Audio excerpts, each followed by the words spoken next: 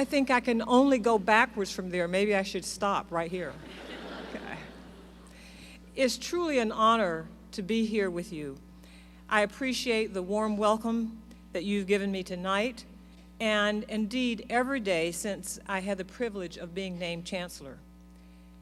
This is the 144th Opening Convocation for the University of Kansas, but it is my first, and it is the first for many of you as well. I want to extend a special welcome to all the new students, to faculty and staff, as well as to members of the community who are joining us tonight. No matter whether it is your first convocation or your 50th, I'm confident that you feel the excitement and anticipation that comes from the start of a new school year. We are on the eve of a journey that has different routes and different destinations for all of us, but one that we all chose to take together as Jayhawks. Our itinerary is set in the form of class schedules and research plans. Our bags are packed, with some of us eagerly collecting clothing that's a darker shade of blue than what we previously owned. And we're ready to go. In residence halls, apartments, and houses around Lawrence, new friends and roommates are meeting for the first time or getting reacquainted after a summer apart. They are telling each other about their lives, their passions, and their hopes for the future. They're learning about the people who will travel with them on this journey. In that spirit, I'd like to tell you a little bit about myself and the road that I've taken to get to this evening. My journey began in Washington, North Carolina. It's a small town in the eastern part of the state, sitting on an inlet that leads to the Atlantic Ocean. I had a very rich childhood. I was the fourth child of 8. My father was a construction worker, or at times he did farm labor. My mother would have considered it a luxury to be able to stay at home and take care of us, but at times she also worked, sometimes part-time, sometimes full-time.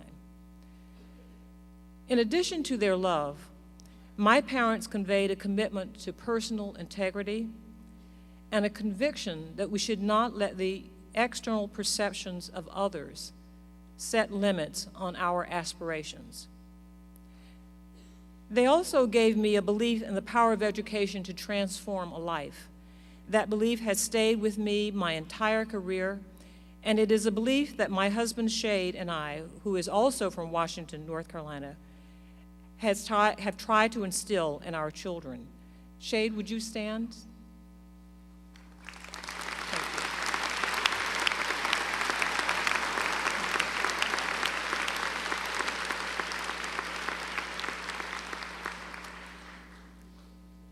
I attended a Catholic school through my senior year in high school.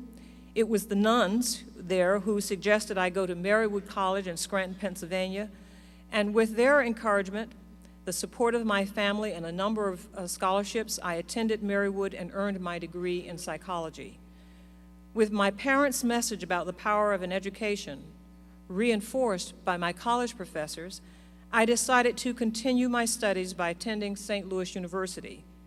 There, in the shadow of the arch, I earned a master's degree and PhD in psychology.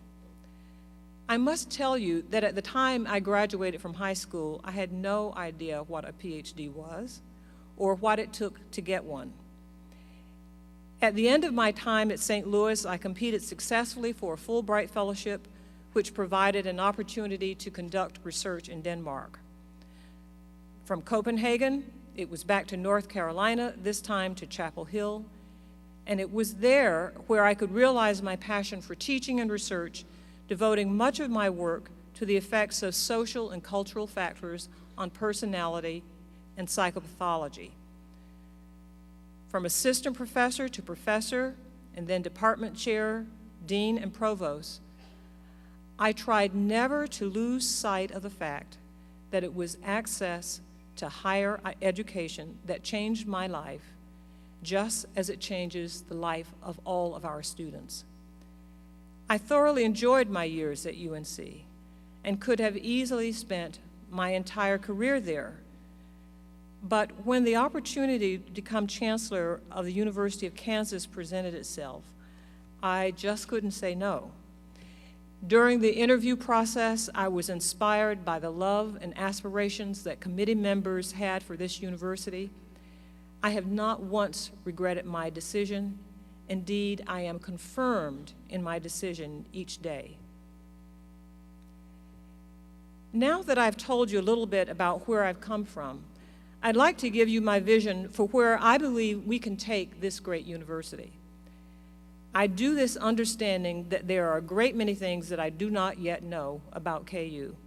After all, it was just Monday at Traditions Night that I learned the alma mater and the rock chalk chant, and it's going to take me a little while for the special hand clap. If you saw it on television, you'll know what I mean. But I can tell you that in the few short weeks since I had the honor of being named Chancellor, I've already gained a tremendous appreciation for the support that exists for KU here in Lawrence and around the state. Kansans recognize what they have here, and they want us to succeed. I intend to use the coming days, weeks, and months learning about this university, the hometowns of our campuses, and this state. I'll spend much of my time meeting with faculty and staff and students, deans and donors, alumni, and Kansans here on campus and around the state and nation. I want to hear from them and from you about what KU's strengths are and where we can make improvements. I want to see how KU already works for Kansas and learn how we can help meet even more of the state's needs. These conversations will undoubtedly inform my thinking about the long-term direction of the university. But as I told the search committee and the regents, I have three main areas that I intend to focus on initially. One, undergraduate education, including increasing our graduation rate. Two, raising KU's scholarly and research profile, which has important implications for graduate and professional students. And three, ensuring that we have resources to accomplish these and other priorities. KU's mission is one of teaching, research, and service. And the men and women of KU shape lives and improve the world around them. Nowhere is that work more evident than in academics. Watching students learn and grow is one of the most rewarding aspects of being an educator. But we also have a responsibility to ensure that that growth leads to a degree, because education should help us to make a life and make a living. My life would have been radically different had I not finished college. I don't know where I would have ended up, but I'm sure it would not be here on this stage. Far too many students who begin college do not finish it. The hopes of the first day of college turns to regrets, with the stigma of dropping out only adding to the financial cost of not finishing. I recognize this is a problem at universities nationwide. I also know that KU has made strides and that its graduation rate is the best in the state. Yet only about 32% of first-time freshmen have graduated after 4 years, and only 60% after 6 years. I think we can do better. How do we change that? There's not an easy answer, but is a question that I will seek solutions for as I meet with you here on campus and with people around the state. Certainly, making sure students are prepared when they enter KU is part of the solution, and the new flexibility on admission standards should be part of the discussion.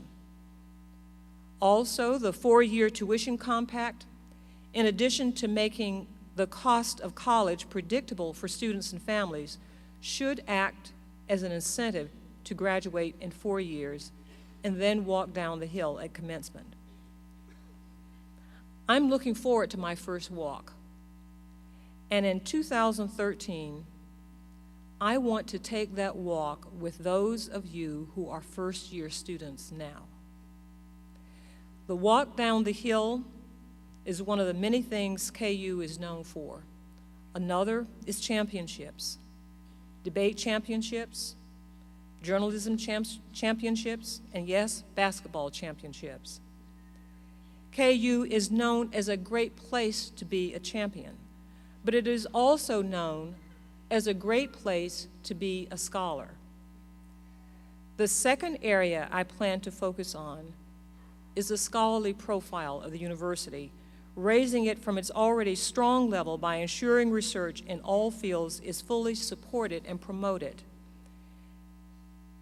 As an international research university, KU attracts researchers and scholars from around the world, researchers who also travel the globe on journeys of discovery.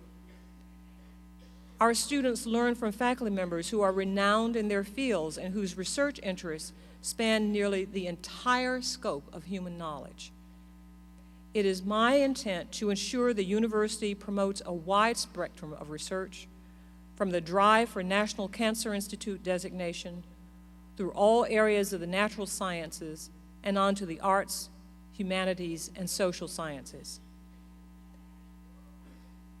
NCI designation is within our grasp, and other major research initiatives must also be identified and supported. Major collective initiatives leverage KU's strength and depth for creating new knowledge in order to change our world and benefit our state. To be successful in raising KU's profile, we must ensure we have the facilities and resources needed to compete for outside funding, and we must encourage cooperation and collaboration between researchers from different fields, from our different schools, and across all of our campuses. We must also seek to attract even more of the best and the brightest to attend graduate school here, building up a pipeline of researchers who will make tomorrow's discoveries. And I hope to continue KU's work in expanding undergraduate research, which has been an emphasis of mine for the last decade and which led to the creation of the Office of Undergraduate Research at UNC. Of course, when we talk about new initiatives and new ideas, we have to talk about money. I have no illusions about the financial situation of the state of Kansas simply because North Carolina and almost every other state in the Union is facing the same challenge. I can assure you I will be a vigorous advocate for KU in the State House and around the state, especially when it comes to keeping the commitment the state has made to KU students and their families. I have already met with Governor Parkinson and Lieutenant Governor Findley and plan to be in frequent contact with them and with legislators from around Kansas. But I also recognize that KU now receives less than a quarter of its funding from state government, meaning private fundraising and external resources are more important than ever. More than 140 KU professorships have been endowed, and scholarships for 6,500 KU students are made possible by private funding. This investment in the human capital of the university must continue to grow.